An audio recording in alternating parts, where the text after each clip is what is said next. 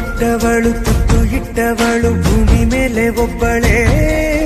ಪ್ರಾಣ ಒತ್ತೆ ಇಟ್ಟು ಜನ್ಮ ನೀಡುವಳು ತಾಯಿ ಇಲ್ಲಿ ಒಬ್ಬಳೇ ಕಾಣುವ ದೈವವೇ